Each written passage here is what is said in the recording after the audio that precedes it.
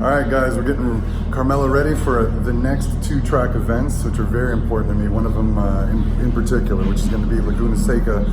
We're also going to be running Auto Club Speedway, which is more familiar to us, but we need to get the car in shape. Right now, currently, the car needs everything, as I was telling my wife and my daughter last night. Everything is in wet. We need everything. So we got tires going. So I'm gonna have obviously a set on the car. We're gonna have a second set for just track use. I'll probably end up using a fresh set for each of the two track days, and then I'll be able to just basically use the meat or the rest of the meat of the tire after the initial track days, just for basically daily driving, that kind of a thing. We have pads, rotors going in.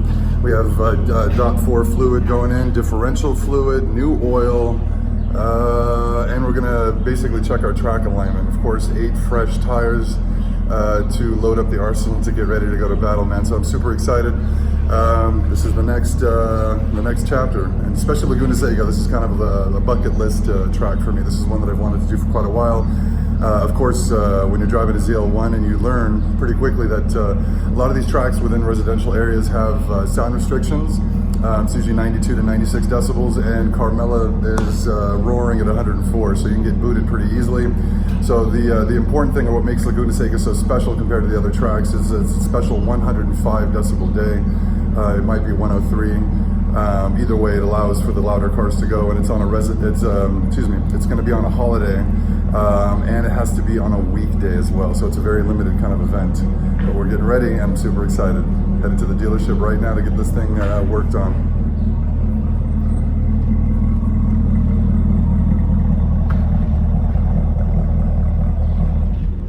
All right, you guys, so phase 1 is done. We got the car dropped off with all the specifics.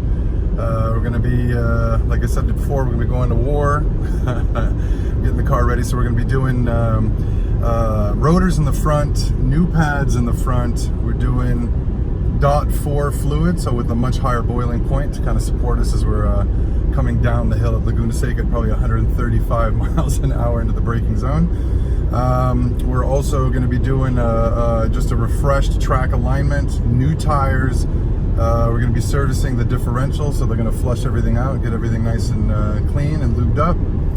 And of course, we're doing the 5-weight 40 on the oil. I don't do the 15-weight 40 because I like to daily drive the car as well as track the car, so I don't want to have to do the oil change immediately after the track day, as advised in the service manual, or I should say the track manual for the ZL1 and the Camaros. So 5-weight 40 is usually what I run. I do run that every single day. I don't run the 5-weight 30. I believe the LT4 had a switchover in the I think there was like a TSB or something like that, or some kind of a bulletin basically released saying that we switched the oil up to 5-weight 40. So the car should be pretty fresh and pretty new and ready for some track abuse. So like I said, new grippy tires, new alignment, diff flush. We're doing oil. We're doing brake fluid. We're doing the .4 stuff as well. Like I said, rotors, pads, and those rotors are huge, man. They are fucking huge. I'm 6'5", and my hand barely covers the hat of the center of the rotor, and I can palm a basketball. Okay, it's kind of ridiculous.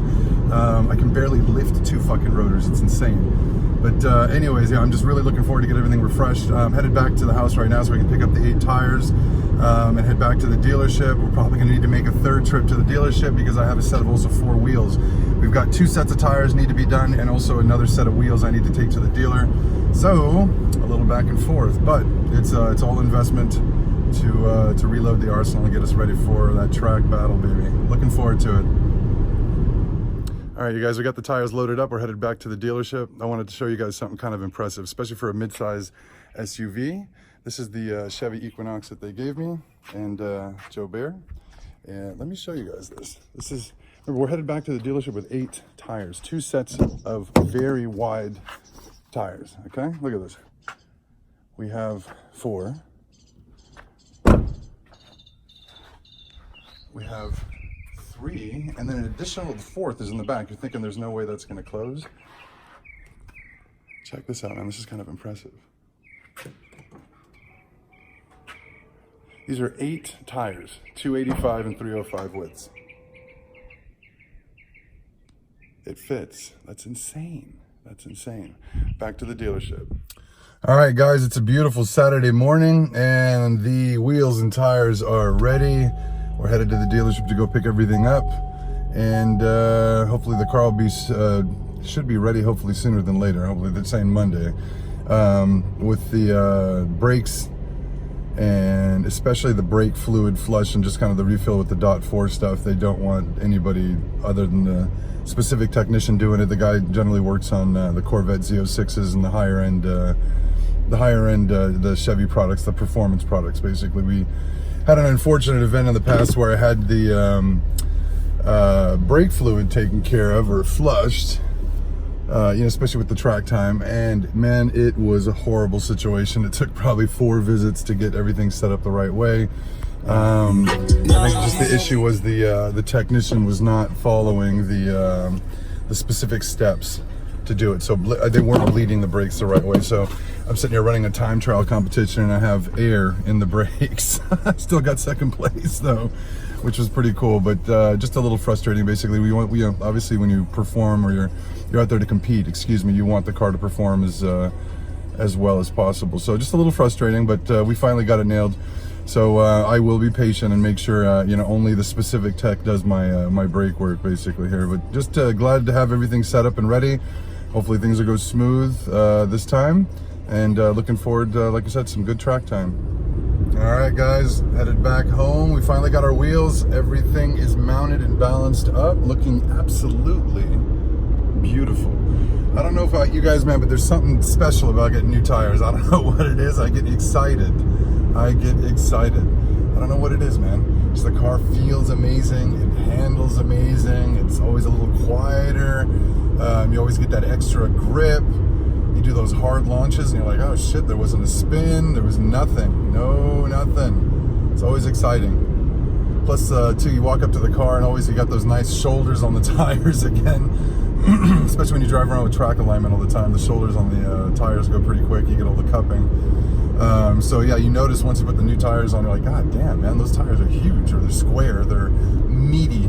There's beef on those motherfuckers, man. So it's actually kind of cool. It's exciting. So I don't know if you guys in particular, like I said, you get excited about new tires too, but I always do, and it's kind of a secret. I honestly, I don't mind getting new tires. It doesn't bother me, honestly, that they go every 5,000 to 7,000 miles. Number one, they're pretty cheap, and number two, get new tires. But I have to give it to GM and Goodyear, to be honest, for making tires this wide with this level grip, and to manage power on a car like the ZL1, and for 1,100 shipped to your door. That's crazy cheap. That's insane. I mean, you get tires for like a Lexus IS 350 for that price. So very, very cool. And they're extreme performance, so they're basically daily drivable track tires. Whereas an R-Comp is basically a street legal track tire, and it's going to go faster. I was tempted by the Cup 2s, obviously, with the Michelins, you guys. Those are most likely the top notch, especially for an R-Comp that you can use on the street, in terms of balanced grip and refinement as well. I can't get myself to spend $2,000 on a set of tires that are going to go faster. These are literally, we'll call it 43% of the price of the Cup 2s, and we'll call it 90% of the grip, maybe 85% of the grip, I would imagine. I haven't tried them, but there's no fucking way they're twice as grippy, okay? So like I said, I'm sticking with the stock stuff. Randy Popes himself had set all the crazy lap times and beat all the supercars with the stock stuff. Just standard Goodyear Eagle, Goodyear Eagle F1 supercar 3s, I believe is what they're called. Manages to grip very well. Now, I'm not going to say as they age on the track, like meaning you do a bunch of heat cycles on them, they hold up very well as they age. Meaning you don't want to be doing a track day on a set of tires, ideally, that's had more than maybe 2 track days on it, which I have, but it's just a recipe for oversteer. But bottom line is, at this price level, you could literally buy 2 sets for the price of one. I remember we have another one at the dealership going on the car. This is just the second set, spare set for home. But yeah, I mean, it's essentially two sets of tires for the price of one, and they're going to last longer, and you can daily them. So I basically use a fresh set for each track day.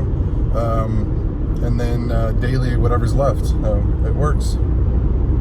Anyway, super excited about getting the car all super ready and just ready for some track battle, man. It's been a while. Last time I had track day was what, February, I think it was February 9th at Thermal Club. So yeah, it's been, I know it sounds funny to most, man, but 2.5 months without track time is, it gets a little abusive. It's really the main thing that makes me happy, man. So I need to get back to it. Absolutely, get back to it. Looking forward to it. So we got Laguna Seca coming up at the end of the month, and then we're headed to Auto Club at the beginning of next month. So kind of exciting. Just going to be working on getting the car together, which should be sooner than later here. Hopefully, we should be able to pick up the car soon.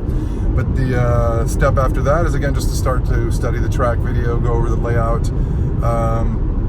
I even found a website that sells, believe it or not, it's a digital track walk of any road course, or most of road courses, I believe. It's pretty cool. And I believe the guy who does the videos also, he's an author of some of the track driving technique books and that kind of thing. But anyways, I was thinking about looking at that as well. It's a $47 charge, which seems a little bit high, but apparently it can give you a lot more information than just looking at the videos. You know, you study the track videos. Once you get there, it always feels, I mean, it's cool that you know the layout and you know the corners, but nothing's like actually being there. What I noticed on one of the track walk videos was coming out of one of the turns at Laguna Seca. It's way before you head up the mountain, basically. But anyways, I noticed that when I looked at the track walk, one of the videos that he had, it was wild. The exit for the banking, or the exit for the corner itself was banked, and banked like aggressively. To be honest, I would have, and I've seen that corner in I don't know how many videos on Motor Trend and Top Gear and this and that. I never ever knew it was that banked. I mean, it's banked.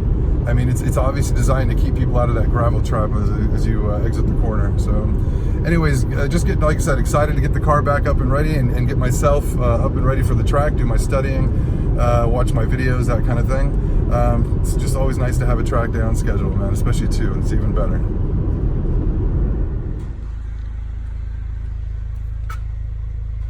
The meats. It's a thing of beauty, man. I don't know what it is about French tires. It's sexy.